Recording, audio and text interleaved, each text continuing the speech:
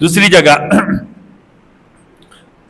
قرآن میں وَلِكُلِّ أُمَّةٍ جَعَلْنَا مَنْسَكًا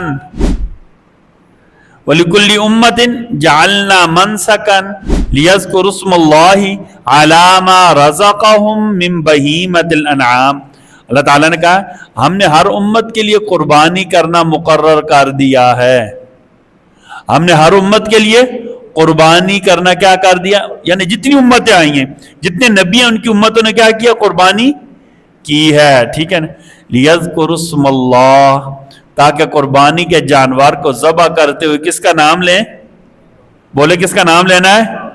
اور کسی کا نام نہیں لینا. کسی نے قربانی ذبح کر یا حسین مدد قربانی کر دے، قربانی نہیں ہوگی. یا علی مدد کیا کر قربانی کر دے تو قربانی کرتے ہوئے کس کا نام لینا ہے؟ لِيَذْكُرُوا اسْمَ اللَّهِ، اللہ نے حکم دیا ہے قربانی کرتے ہوئے کس کا نام لینا ہے؟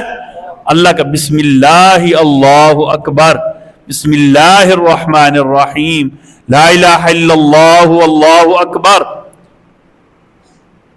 اللہ کا نام لے کر کیا کرنی ہے؟ قربانی کرنی ہے.